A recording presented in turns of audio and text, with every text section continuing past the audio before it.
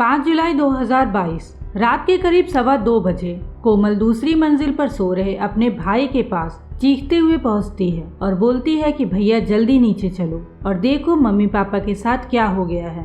कोमल की ऐसी चीख पुकार से उसके भाई अनूप की नींद टूट जाती है और वो भागकर नीचे अपने मम्मी पापा के कमरे में जाता है और वहाँ का नज़ारा देखकर अनूप की भी सांसें थम सी जाती हैं। सामने बेड पर मम्मी पापा की खून से सनी लाश पड़ी थी। किसी ने बड़ी ही बेरहमी के साथ उसके मम्मी पापा का गला काट दिया था। इधर उसकी बहन कोमल का भी रो रो कर बुरा हाल हो रहा था। ऐसे में अनूप को समझ नहीं आ रहा था कि अब वो आगे क्या करे और फिर रोती बिलखती अपनी बहन को संभालने लगता है। पर उसे ये नहीं पता था कि जिस बहन को वो संभालने की कोशिश कर रहा है असल में उसी ने इस पूरे हत्याकांड की साजिश रची है। जी हाँ दोस्तों, एक बेटी ने अपने ही माँ बाप की हत्या का न सिर्फ पूरा प्लान बनाया बल्कि बड़ी ही बेरहमी के साथ उसे अंजाम भी दिया। पर कोमल के इस शातिर प्लान को पुलिस वालों ने सिर्फ 10 घंटे में ही सबके सामने उजागर कर दिया, जिससे वहाँ के आसपास के पड़ोसी भी हैरान रह गए कि आखिर कैसे कोई बेटी अपने ही माँ बाप की जान लेने के लिए इतना खौफनाक प्लान बना सकती है। तो दोस्तों, क्या है ये पूरा केस और क्यों कोमल ने अपने ही माँ बाप की निर्मम हत्या की और क्या था कोमल का वो शातिर प्लान जिसके अंतर्गत उसने एक नहीं बल्कि 3 बैकअप प्लान बना रखे थे, वो सब मैं आगे इस कहानी में आपको बताऊंगी। पर उससे पहले अगर आपको ऐसी इंटरेस्टिंग क्राइम स्टोरी सुनना पसंद है तो हमारे चैनल को सब्सक्राइब कर ले और सब्सक्राइब बटन के बगल में बनी घंटी को दबाना ना भूलें। तो चलिए दोस्तों, कहानी शुरू करते हैं। उत्तर प्रदेश के कानपुर शहर के बर्रा इलाके में एक परिवार रहता था। इस परिवार के मुखिया मुन्ना लाल उत्तम अपनी पत्नी राज देवी, अपने बेटे अनूप और बेटी कोमल के साथ रहते थे। मुन्ना लाल की उम्र करीब 61 साल थी। कुछ महीने पहले ही मुन्ना लाल विजयनगर स्थित फील्ड गन फैक्ट्री के सिक्योरिटी सुपरवाइजर के पद से रिटायर हुए थे। 2017 में मुन्ना लाल ने अपने इकलौते बेटे अनूप की शादी की, पर शादी के 10 दिन बाद पति पत्नी के बीच में कुछ ऐसा विवाद होता है जिसकी वजह से अनूप की पत्नी अपने मायके चली जाती है और वापस लौटकर नहीं आती। इसके बाद 2017 में ही मुन्ना लाल के इकलौते बेटे अनूप के ऊपर उसकी पत्नी के मायके वालों ने शादी को लेकर कोर्ट केस कर दिया। कुछ सालों बाद 2022 में इस केस को खारिज करने के लिए अनूप के पिता मुन्ना लाल कोर्ट के बाहर अनूप के ससुराल वालों के साथ सेटलमेंट कर लेते हैं। इसके लिए उन्हें 50 लाख रुपए अनूप की पत्नी को देना था, जिससे कि अनूप और उसकी पत्नी का तलाक शांति से हो जाए। पर ये पैसा इकट्ठा करने में मुन्ना लाल को थोड़ा समय लग रहा था और इसी वजह से आए दिन लड़की का भाई यानी कि अनूप का साला अनूप को जान से मारने की धमकी भी देता रहता था। 5 जुलाई 2022 की रात करीब 2:15 बजे अनूप की बहन कोमल अनूप के रूम का दरवाजा जोर जोर से पीटती है। अनूप जब दरवाजा खोलता है तो कोमल रोते हुए उसे बोलती है कि भैया जल्दी नीचे चलो और देखो मम्मी पापा के साथ क्या हो गया है। अनूप जब मम्मी पापा के रूम में जाकर देखता है तो उसके होश उड़ जाते हैं। कमरे में चारों तरफ खून फैला हुआ था और उसके मम्मी पापा की खून से सनी लाश बेड पर पड़ी हुई थी। कोमल ने अनूप को बताया कि जब वो उठी थी तब उसने घर से बाहर भागते हुए 3 नकाबपोश लोगों को देखा था। अनूप को लगा कि शायद ये सब उसके साले ने ही किया है, जो कि अभी तक उसे धमकी देता आ रहा था। इसके बाद अनूप ने शोर मचा के अपने पड़ोसियों को बुलाया और फिर उन्हीं में से किसी ने पुलिस को इस वारदात की सूचना दी। सूचना मिलते ही पुलिस मौके पर पहुंचती है और अपनी छानबीन शुरू करती है। घर में कुल 4 लोग ही थे, जिसमें से 2 की मौत हो चुकी थी और बाकी बचे 2 का रो रो के बुरा हाल था। तो अब पुलिस पूछताछ करे भी तो किससे करे। खैर, कुछ घंटों बाद पुलिस मुन्ना लाल के बड़े बेटे अनूप से पूछताछ करती है तो अनूप बताता है कि उसे कुछ नहीं पता। उसने रात को खाना खाया और उसके बाद उसने जूस पिया। जूस का टेस्ट उसे थोड़ा अजीब लगा, जिस वजह से उसने उसे पूरा भी नहीं पिया और उसके बाद उसे चक्कर जैसा आने लगा और फिर वो ऊपर अपने रूम में जाकर सो गया। अनूप के इस बयान के बाद पुलिस कोमल से पूछताछ करती है तो वो बताती है कि वो और उसकी माँ एक रूम में सो रहे थे और दूसरे रूम में उसके पापा। आधी रात को कोमल को कुछ आवाज़ सुनाई देती है जिससे कि उसकी नींद टूट जाती है और जब वो उठकर देखती है तो उसकी माँ उसके बगल में नहीं थी। इसके बाद वो अपने कमरे से बाहर निकल कर आती है तो उसे देखकर 3 नकाबपोश घर से बाहर भाग जाते हैं। इसके बाद वो डरकर अपने भाई को जगाने ऊपर चली जाती है फिर जो अनूप ने बताया वही बात कोमल भी पुलिस को बताती है। इसी दौरान पुलिस को पता चलता है कि मुन्ना लाल के एक पड़ोसी के यहाँ सीसीटीवी कैमरा लगा हुआ है।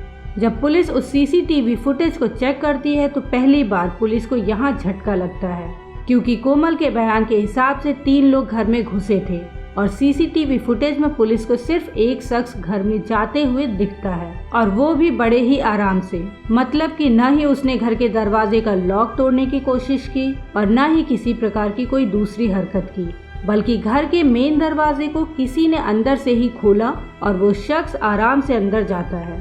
रात को करीब 1:45 बजे वो शख्स अंदर जाते हुए दिखाई देता है और फिर करीब 1.5 घंटे बाद 2:15 बजे अंदर से बाहर की तरफ निकलते हुए दिखता है। पर इस वक्त उस शख्स के हाथ में लाल रंग का एक बैग भी दिखाई देता है। सीसीटीवी फुटेज देखने के बाद पुलिस ये बात तो समझ चुकी थी कि हो न हो इन दोनों भाई बहन में से कोई न कोई जरूर झूठ बोल रहा है, और फिर इस झूठ का पता लगाने के लिए पुलिस दोनों के फोन डिटेल्स को खंगालना शुरू करती है। अनूप के कॉल डिटेल्स में कुछ भी गड़बड़ी नहीं मिलती, पर जब पुलिस कोमल का कॉल डिटेल देखती है तो वहाँ पे कोमल का कॉल डिटेल्स ये बता रहा था कि पिछले 24 घंटे में 17 घंटे तक कोमल 2 नंबरों पे लगातार बात कर रही थी। अब पुलिस फिर से कोमल से पूछताछ करना शुरू करती है, पर कोमल ने जो बयान पहले दिया था अब भी उसी बयान पर कायम थी। पर इसी बीच जब अनूप को ये पता चलता है कि पुलिस का शक उसकी बहन कोमल पर है, तो वो भी पुलिस को एक ज़रूरी बात बताता है जिस पर अभी तक अनूप का ध्यान नहीं गया था। अनूप पुलिस को बताता है कि रात में जब सब खाना खा रहे थे तो उसकी बहन ने कुछ और कपड़े पहन रखे थे, और आधी रात को जब उसने अनूप को जगाया था तब उसने दूसरे कपड़े पहने हुए थे। और ये बात अनूप को अजीब इसलिए लग रही थी क्योंकि अक्सर उसकी बहन उसी कपड़े में ही सोती थी जो वो सुबह से शाम तक पहनी रहती थी। अनूप के इस बयान के बाद पुलिस पूरे घर की तलाशी लेना शुरू करती है, और इसी तलाशी के दौरान पुलिस को कोमल के वो कपड़े मिल जाते हैं जो उसने रात को सोने से पहले पहने थे। इन कपड़ों में खून के कुछ दाग लगे हुए थे। पुलिस तुरंत उन कपड़ों को फॉरेंसिक जांच के लिए भेज देती है और कोमल को गिरफ्तार करके पुलिस स्टेशन में ले आती है। पुलिस स्टेशन में जब पुलिस कड़ाई के साथ कोमल से पूछताछ करती है तब कोमल टूट जाती है, और फिर जो कहानी वो सुनाती है उसे सुनकर पुलिस वालों के भी होश उड़ जाते हैं। कोमल पुलिस वालों को बताती है कि वो मुन्ना लाल की सगी बेटी नहीं है, बल्कि उसे मुन्ना लाल और उनकी पत्नी राज देवी ने गोद लिया था, और ये बात उसे 1 साल पहले पता चली। असल में दोस्तों हुआ ये था कि मुन्ना लाल और उनकी पत्नी को सिर्फ एक ही संतान हुई थी, और वो था उनका बेटा अनूप। इसके बाद उनको कोई संतान नहीं हुई, और मुन्ना लाल की पत्नी का बहुत मन था कि काश उन्हें एक बेटी भी हो जाए, पर ऐसा नहीं हुआ। उन्हीं दिनों मुन्ना लाल के छोटे भाई राम प्रकाश को 2 जुड़वा बेटियां हुई। तब मुन्ना लाल ने अपने भाई से बातचीत करके कोमल को गोद ले लिया, और अपने भाई से मुन्ना लाल ने ये वादा भी लिया कि कभी कोमल को कोई ये नहीं बताएगा कि वो हमारी सगी बेटी नहीं है। पर साल भर पहले कोमल की बहन ने कोमल को ये बात बता दी, जिसके बाद से जब भी मुन्ना लाल और राज देवी कभी भी कोमल को किसी बात के लिए मना करते तो उसके मन में ये बात लगने लगती थी कि मैं उनकी असली औलाद नहीं हूँ, इसलिए मुझे डांटते हैं और मेरी बात भी नहीं मानते, जबकि उसके भाई की हर बात मान जाते हैं। इन्हीं सब बातों से मन ही मन कोमल अपने माता पिता से नफरत करने लगती है। इसी बीच कोमल अपने एक रिश्तेदार के यहाँ शादी में जाती है। उस शादी में उसकी मुलाकात राहुल उत्तम से हुई। राहुल उत्तम उस समय मिलिट्री मेडिकल बेस मुंबई में पोस्टेड था। इस मुलाकात के बाद राहुल और कोमल की इंस्टाग्राम पे बातचीत शुरू हो जाती है, और धीरे धीरे उनकी ये बातचीत प्यार में बदल जाती है। कोमल को लगता था कि वो अपने मम्मी पापा को राहुल से शादी करने के लिए मना लेगी, पर ऐसा नहीं हुआ। जब कोमल ने इस बारे में अपनी माँ को बताया तो उन्होंने इस शादी से इनकार कर दिया, क्योंकि राहुल पारिवारिक रिलेशन में आता था। पर कोमल को कहाँ ये सब समझ में आने वाला था। उसे तो हर वक्त यही लगता था कि वो सगी बेटी नहीं है, इसलिए कोई उसकी इज्जत नहीं करता। इधर जब मुन्ना लाल को कोमल की हरकतों के बारे में पता चलता है तो वो कोमल की शादी के लिए लड़का देखना शुरू कर देते हैं। जब ये बात कोमल राहुल को बताती है तब दोनों मिलकर ये प्लान बनाते हैं कि कैसे इन सब लोगों को वो अपने प्यार के रास्ते से हटाएं। कत्ल वाली रात से 1 महीना पहले अनूप के साले ने अनूप और उसके परिवार वालों को जान से मारने की धमकी दी। बस यही बात से कोमल के दिमाग में एक खौफनाक प्लान आया कि क्यों ना वो अपने पूरे परिवार को मार दें और फिर इस कत्ल की वारदात को अनूप के साले के ऊपर डाल दें। इसके बाद वो और उसका प्रेमी दोनों आराम से एक दूसरे से शादी कर लेंगे। ये बात वो राहुल को बताती है और फिर राहुल और कोमल दोनों मिलकर प्लानिंग शुरू कर देते हैं। इस प्लान को अंजाम देने के लिए राहुल अपने छोटे भाई रोहित को इसमें शामिल करता है, क्योंकि उस समय राहुल मुंबई में अपनी ड्यूटी पर तैनात था और अकेले ये सब कुछ कोमल कर नहीं पाती। इसके बाद प्लानिंग के हिसाब से 5 जुलाई 2022 को कोमल रात में सबके लिए जूस बनाती है और उस जूस में जहर मिला देती है। उस जूस को माँ बाप तो पी लेते हैं, पर अनूप थोड़ा सा ही पीता है क्योंकि उसे जूस का टेस्ट अच्छा नहीं लगता। जूस पीने के बाद अनूप को चक्कर आने लगता है। अनूप को लगता है कि शायद उसकी तबीयत ठीक नहीं है, इसलिए वो अपने रूम में जाकर सो जाता है। कोमल को ये पता था कि अनूप ने जूस नहीं पिया है और शायद वो बच जाए, इसलिए वो फिर फोन पे राहुल को सारी बात बताती है। इसके बाद राहुल अपने भाई को रात में कोमल के घर भेजता है। रात में जब रोहित घर आता है तो कोमल अंदर से दरवाज़ा खोल देती है, जैसा कि सीसीटीवी फुटेज में पुलिस ने देखा भी था। उसके बाद रोहित और कोमल मुन्ना लाल और राज देवी के कमरे में जाते हैं और बेहोश मुन्ना लाल के गले पे रोहित चापड़ से एक जोरदार वार करता है।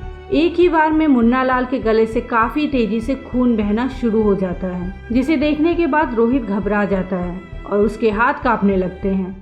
जिसके बाद कोमल खुद चापड़ लेकर अपनी माँ राज देवी के गले पे वार करती है। इसके बाद दोनों अनूप को मारने उसके कमरे की तरफ जाते हैं, पर अनूप का भाग्य ही अच्छा था कि उस रात उसने अपने रूम का दरवाज़ा अंदर से लॉक किया था। दरवाज़ा अंदर से बंद देखकर रोहित और कोमल को समझ में नहीं आता कि अब वो लोग क्या करें। फिर कोमल एक नई कहानी करती है और वो कहानी थी 3 नकाबपोश वाली। और फिर रोहित के घर से बाहर जाने के बाद कोमल अपने भाई अनूप को जगाती है और वही झूठी कहानी सुनाती है। कोमल के गुनाह कबूल लेने के बाद पुलिस उसके प्रेमी राहुल और उसके भाई रोहित को भी गिरफ्तार करके तीनों को जिला कोर्ट में पेश करती है, जहां से उन तीनों को जेल भेज दिया जाता है। दोस्तों, अभी इस केस की सुनवाई कोर्ट में चल रही है। अभी तक इस केस का कोई फैसला नहीं आया है। दोस्तों, आप सभी को क्या लगता है, कोमल जैसी बेटी को कोर्ट से क्या सजा मिलनी चाहिए? हमें कमेंट में लिखकर जरूर बताएं।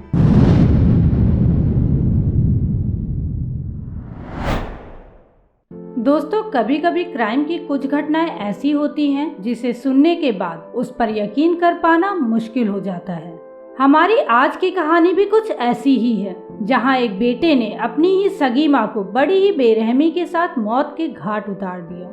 जी हाँ दोस्तों, मुझे पता है ये सुनकर थोड़ा अजीब लग रहा होगा, पर उससे भी ज्यादा अजीब वो कारण है जिसकी वजह से उस लड़के ने अपनी माँ की हत्या की। आखिर कैसे जिस बेटे को माँ ने बड़े ही लाड प्यार से पाला पोसा, वही बेटा अपनी माँ का कातिल बन गया। वो सब हम आगे आपको इस कहानी में बताएंगे। पर उससे पहले अगर आपको ऐसी रियल और इंटरेस्टिंग क्राइम स्टोरी सुनना पसंद है तो हमारे चैनल को सब्सक्राइब कर ले और सब्सक्राइब बटन के बगल में बनी घंटी को दबाना ना भूलें। तो चलिए कहानी शुरू करते हैं। ये कहानी है मुंबई स्थित खार पुलिस स्टेशन में पुलिस इंस्पेक्टर के पद पर तैनात ज्ञानेश्वर गनोरे और उनके परिवार की। पुलिस इंस्पेक्टर ज्ञानेश्वर गनोरे के परिवार में उनकी पत्नी दीपाली गनोरे और उनका एक बेटा सिद्धांत गनोरे था। 3 लोगों का ये परिवार मुंबई स्थित सेंटा क्रूज इलाके के एक अपार्टमेंट में रहता था।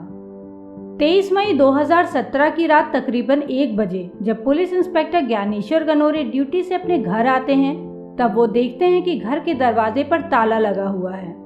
वो पहले तो अपनी वाइफ दीपाली को कॉल करते हैं, पर जब दीपाली का कॉल आउट ऑफ रीच बताता है तब वो अपने बेटे सिद्धांत को कॉल करते हैं, पर बेटे का फोन भी स्विच ऑफ आता है। उन्हें लगा शायद माँ बेटा दोनों लेट नाइट मूवी देखने गए हैं और थोड़ी देर में आ जाएंगे। ये सोचकर वो नीचे वॉचमैन के पास बैठ जाते हैं और उससे बातें करने लगते हैं। थोड़ी देर बाद उन्हें अचानक से याद आता है कि जब भी उनकी वाइफ घर से बाहर किसी काम के लिए जाती थी तब वो घर की चाबी घर के बाहर मौजूद शू रैक में छुपाकर रख देती थी। उन्हें लगा क्यों ना एक बार शू रैक को चेक कर लिया जाए। इसके बाद जब वो शू रैक चेक करते हैं तब उन्हें घर की चाबी वहां से मिल जाती है। ड्यूटी से थक हार कर लौटे इंस्पेक्टर ज्ञानेश्वर गनोरे जैसे ही घर का दरवाजा खोलकर अंदर घुसते हैं तो वहां का नजारा देखकर उनके पैरों तले से जमीन खिसक जाती है। घर के अंदर चारों तरफ खून ही खून फैला हुआ था और खून से सनी उनकी पत्नी दीपाली की लाश वहीं फर्श पर पड़ी हुई थी। अपनी वाइफ की लाश देखकर हैरान परेशान ज्ञानेश्वर गनोरे अपने इकलौते बेटे को पूरे घर में तलाशना शुरू कर देते हैं, पर उनका बेटा घर में उन्हें नहीं मिलता। इसके बाद इंस्पेक्टर ज्ञानेश्वर गनोरे पुलिस स्टेशन में कॉल करके इस मर्डर केस की सूचना देते हैं। क्योंकि ये मर्डर केस एक पुलिस इंस्पेक्टर की वाइफ का था, तो इसलिए वहां की पुलिस फौरन हरकत में आती है और तुरंत ही पुलिस की एक टीम मौका वारदात पर भेज दी जाती है।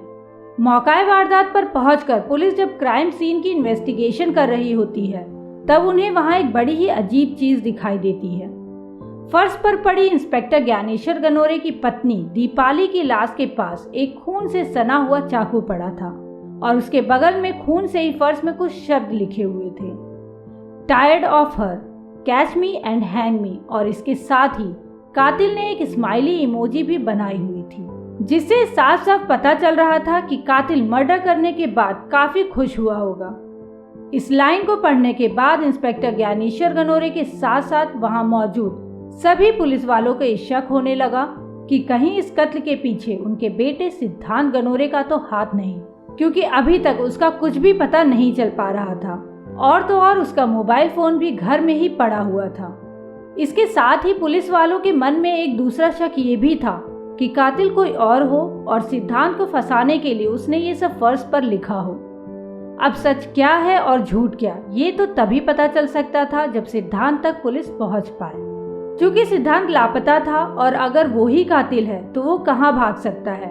इसकी जानकारी या कोई सबूत ढूंढने के लिए फिर से पुलिस की एक टीम सिद्धांत के कमरे की तलाशी लेने इंस्पेक्टर ज्ञानेश्वर गनोरे के घर पहुंचती है। सिद्धांत के कमरे की तलाशी के दौरान पुलिस को उसके बाथरूम में खून से सने हुए उसके कुछ कपड़े मिले।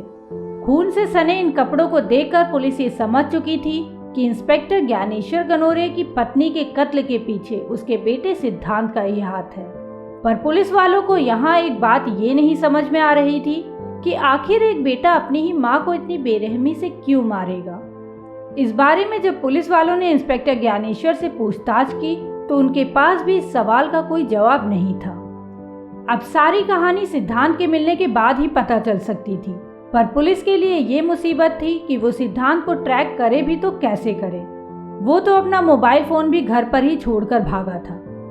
2 दिन तक पुलिस सिद्धांत के दोस्तों और उसके रिश्तेदारों से उसके बारे में पूछताछ करती रही, पर पुलिस को उसके बारे में कोई लीड नहीं मिलती है। सिद्धांत को फेसबुक चलाने का बहुत शौक था और ये बात उसके पिता ज्ञानेश्वर गनोरे बहुत अच्छे से जानते थे। उनको पता था कि उनका बेटा आज नहीं तो कल अपना फेसबुक अकाउंट जरूर ओपन करेगा। ये बात उन्होंने पुलिस वालों को भी बताई थी और उन्हीं के कहने पर सर्विलांस की एक टीम लगातार सिद्धांत के फेसबुक अकाउंट को ट्रैक करने लगी। इसी कोशिश में करीब 2 से 3 दिन बाद जैसे ही सिद्धांत अपना फेसबुक अकाउंट लॉगिन करता है, तब पुलिस वालों को उसकी लोकेशन मिल जाती है और फिर पुलिस सिद्धांत को राजस्थान के जोधपुर शहर के एक होटल से गिरफ्तार कर लेती है। असल में दोस्तों, सिद्धांत अपनी मां का कत्ल करने के बाद घर में रखे करीब 2 लाख रुपयों को लेकर मुंबई से जोधपुर भाग जाता है। उसने अपना मोबाइल फोन घर पर ही छोड़ दिया था ताकि पुलिस उसे ट्रैक न कर सके, पर वो ये नहीं समझ पाया कि पुलिस उसे फेसबुक अकाउंट से भी ट्रैक कर सकती है। जोधपुर पहुंचने के बाद वो एक होटल में रुकता है और अगले दिन वो पास के एक मार्केट से नया मोबाइल फोन खरीद कर लाता है। जिस होटल में सिद्धांत रुका था वहाँ वाईफाई की सुविधा थी और सिद्धांत उसी होटल के वाईफाई से अपना फेसबुक अकाउंट लॉगिन करता है, जिसकी वजह से सर्विलांस टीम को उसकी लोकेशन का पता चल जाता है। सिद्धांत को पकड़ने के बाद जब पुलिस उससे पूछताछ करती है तो वो अपना गुनाह बड़ी ही आसानी से कबूल कर लेता है। वो बताता है कि उसके माँ बाप के बीच में अक्सर झगड़े होते रहते थे। इन झगड़ों की वजह से वो काफ़ी दुखी रहता था, क्योंकि जब भी उसकी माँ बाप के बीच में झगड़े होते थे तब उसकी माँ उसे पढ़ाई के लिए बहुत डांटती थी, जिसकी वजह से उसे अपनी माँ पर बहुत गुस्सा आता था। सिद्धांत के कहने पर उसके पिता ने उसे मोबाइल फ़ोन दिलाया था, पर जब भी उसकी माँ उसे पढ़ाई के लिए डांटती तब वो उसका फ़ोन भी ले लेती थी और इसी वजह से उसे अपनी माँ से नफरत होने लगी थी। 23 मई की सुबह भी कुछ ऐसा ही हुआ। उसकी माँ का उसके पिता से झगड़ा हुआ। इसके बाद शाम को पढ़ाई के नाम पर उसकी माँ का सिद्धांत से झगड़ा हो गया और फिर धीरे धीरे झगड़ा इतना बढ़ गया कि गुस्से में आकर सिद्धांत ने किचन से चाकू उठाया और अपनी माँ पर हमला कर दिया। जब तक सिद्धांत को कुछ समझ में आता तब तक वो अपनी माँ के पेट में 10 से 15 बार चाकू घोंप चुका था। जरा सोच के देखिए दोस्तों, दीपाली ने जिस कोख में सिद्धांत को 9 महीने तक पाला, उसी कपूत बेटे ने उस कोख को चाकुओं के वार से छलनी कर दिया। सिद्धांत के कबूलनामे के बाद पुलिस उसे गिरफ्तार करके जेल भेज देती है। ये केस अभी निचली अदालत में चल रहा है, पर सिद्धांत को हाई कोर्ट से मेडिकल ग्राउंड पर बेल मिल चुकी है। एक्चुअली दोस्तों, सिद्धांत के पिता ज्ञानेश्वर गनोरे ने हाई कोर्ट में अर्जी लगाई थी कि उनके बेटे का मानसिक संतुलन ठीक नहीं है, इसलिए उसे बेल दे दी जाए ताकि उसका इलाज सही तरीके से हो सके।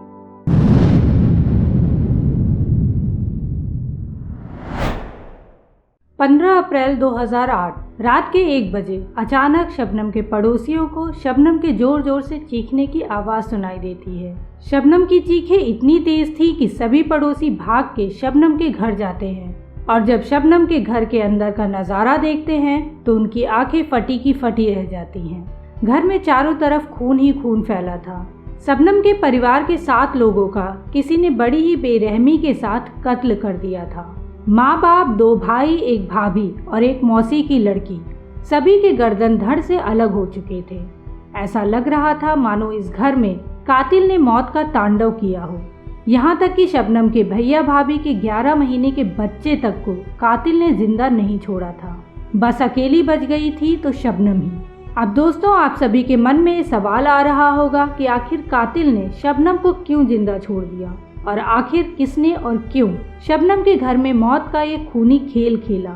वो सब हम आपको आगे कहानी में बताएंगे, पर उससे पहले अगर आपको ऐसी इंटरेस्टिंग क्राइम स्टोरी सुनना पसंद है तो हमारे इस चैनल को सब्सक्राइब कर लें और सब्सक्राइब बटन के बगल में बनी घंटी को दबाना ना भूलें। तो चलिए दोस्तों, कहानी शुरू करते हैं। ये कहानी है यूपी के अमरोहा जिले के 52 खेड़ी गाँव की। इस गाँव के सबसे प्रतिष्ठित परिवारों में से एक था शबनम का परिवार। शबनम के पिता शौकत अली एक कॉलेज में लेक्चरर थे। शबनम का बड़ा भाई MBA करके एक कंपनी में जॉब कर रहा था, तो वहीं छोटा भाई अभी इंजीनियरिंग की पढ़ाई कर रहा था।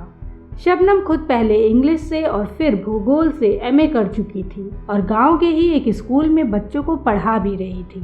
उसका सपना था कि एक दिन वो भी अपने पिता की ही तरह लेक्चरर बने, पर उसे ये नहीं पता था कि उसके लेक्चरर बनने का सपना एक ही रात में चूर चूर हो जाएगा।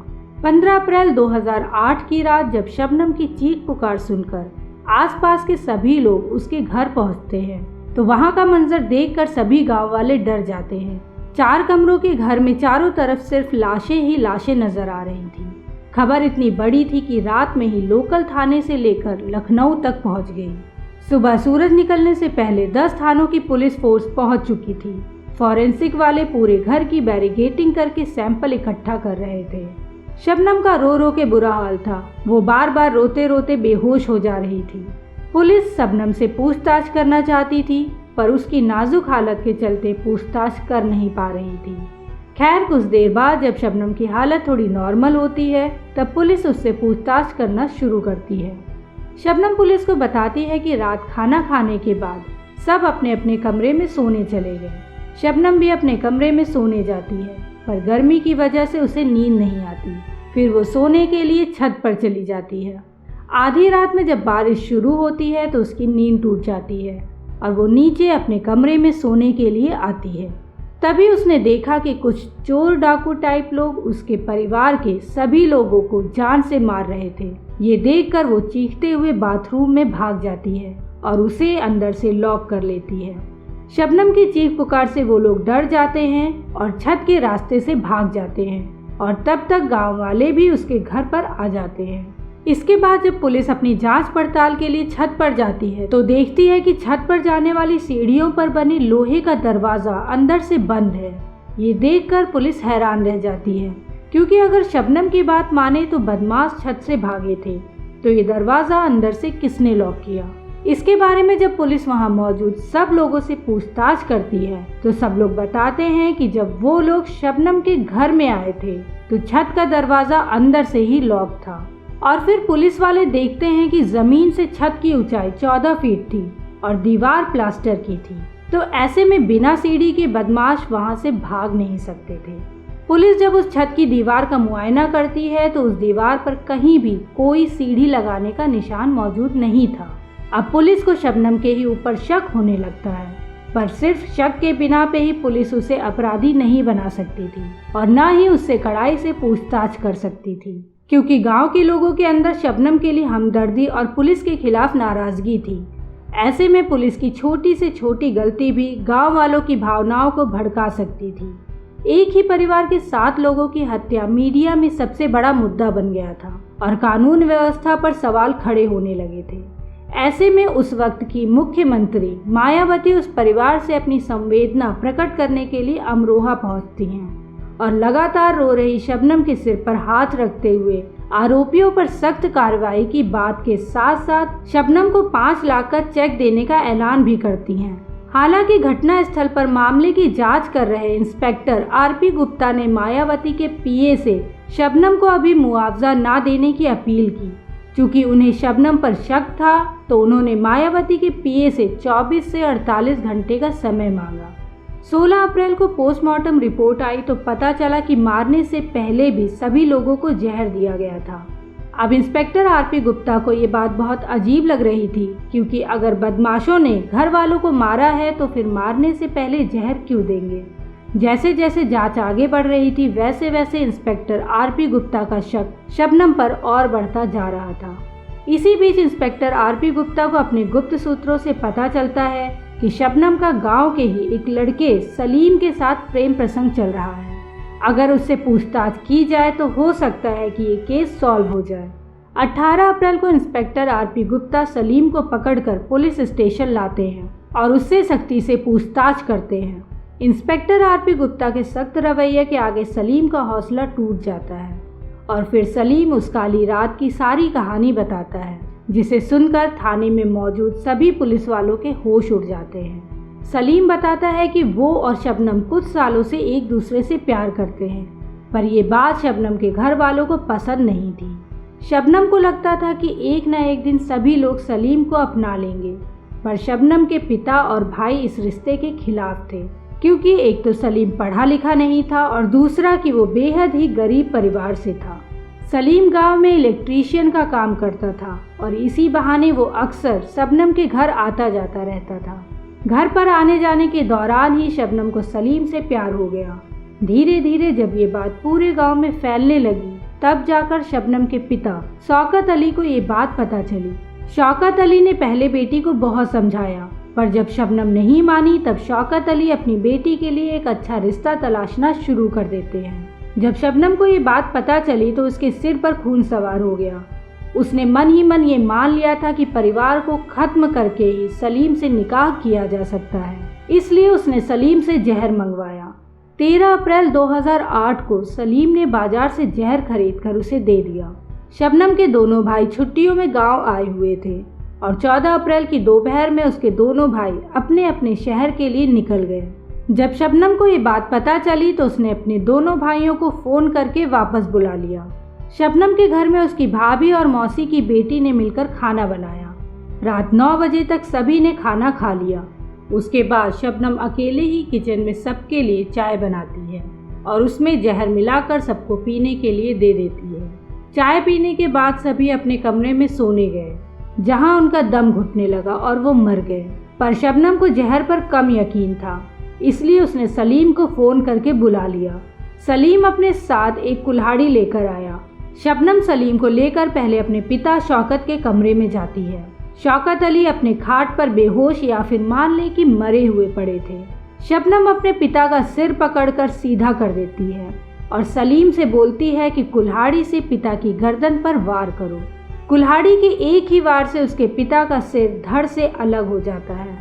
उसके बाद दोनों मिलकर मां पर, फिर दोनों भाइयों, भाभी और मौसी की लड़की को कुल्हाड़ी से मारकर मौत के घाट उतार देते हैं। पर अभी भी घर में एक मासूम बचा हुआ था, भैया और भाभी का 11 महीने का बेटा, यानी कि शबनम का भतीजा। शबनम सलीम से बोलती है कि इसका भी गला दबा के मार दूं। सलीम भी बिना कुछ सोचे समझे उस बच्चे का गला दबा देता है। इसके बाद सलीम कुल्हाड़ी लेकर वहां से भाग जाता है और गांव के एक तालाब में उस कुल्हाड़ी को फेंककर अपने घर चला जाता है। जैसे ही सलीम अपने घर पहुंचता है तभी शबनम का उसे कॉल आता है। शबनम सलीम से कहती है कि जल्दी वापस चले आओ, भतीजा अभी जिंदा है। पर सलीम अब वापस जाने की हालत में नहीं था, तो वो मना कर देता है और कहता है कि अब मैं नहीं आऊँगा, तुम खुद ही उसे मार दो। इसके बाद शबनम ने अपने 11 महीने के भतीजे का गला तब तक दबाए रखा जब तक कि उसकी मौत नहीं हो गई। सलीम के कबूलनामे के बाद पुलिस शबनम को गिरफ्तार करके पुलिस स्टेशन लाती है और उससे भी पूछताछ करती है। पहले तो शबनम कुछ नहीं बताती, फिर जब सलीम उससे कहता है कि मैंने सब कुछ बता दिया है, तब जाकर शबनम भी अपना गुनाह कबूल लेती है। सलीम की निशानदेही पर हत्या में इस्तेमाल की गई कुल्हाड़ी भी पुलिस उस तालाब से बरामद कर लेती है। अब ये पूरा केस पानी की तरह साफ हो गया था। अमरोहा की डिस्ट्रिक्ट कोर्ट ने 3 अगस्त 2010 को ऐतिहासिक फैसला सुनाते हुए सलीम और शबनम को फांसी की सजा सुनाई। डिस्ट्रिक्ट कोर्ट से निकलकर ये मामला इलाहाबाद हाई कोर्ट गया। हाई कोर्ट ने भी फांसी की सजा को बरकरार रखा। सलीम और शबनम को माफ़ी की उम्मीद थी, इसलिए सुप्रीम कोर्ट गए, लेकिन वहां भी फांसी की सजा बरकरार रही। शबनम और सलीम ने अपने सारे कानूनी दाव आजमा लिए, लेकिन कहीं भी माफ़ी नहीं मिली। सलीम प्रयागराज जिले की नैनी जेल और शबनम रामपुर की जेल में बंद है। दोस्तों, जब ये घटना घटी थी उस वक्त शबनम प्रेग्नेंट थी। कहा जाता है कि शबनम ने अपने बेटे को जन्म देने के लिए ही एक खौफनाक साजिश रची थी, क्योंकि उसे पता था कि अगर ये बात उसके परिवार वालों को पता चलेगी तो वो लोग बच्चे को गिरा देंगे। खैर, सजा के दौरान जेल में ही शबनम ने अपने बेटे को जन्म दिया। करीब 6 साल वो जेल में ही रहा और फिर उस्मान सैफी नाम के पत्रकार और उनकी पत्नी ने शबनम के बेटे को गोद ले लिया। तो दोस्तों, ये थी आज की कहानी। ये कहानी आपको कैसी लगी कमेंट बॉक्स में लिखकर हमें ज़रूर बताएं। और अगर आपको ये कहानी पसंद आई हो तो इस वीडियो को एक लाइक ज़रूर करें और अपने दोस्तों के साथ शेयर भी करें, ताकि ज़्यादा से ज़्यादा लोगों तक ये कहानी पहुंच सके। दोस्तों, अगर आपने अभी तक इस चैनल को सब्सक्राइब नहीं किया है तो अभी हमारे इस चैनल को सब्सक्राइब कर लें और सब्सक्राइब बटन के बगल में बनी घंटी को दबाना ना भूलें। तो मिलते हैं दोस्तों नेक्स्ट वीडियो में एक नई कहानी के साथ। तब तक के लिए बाय बाय, टेक केयर, शब ब खैर।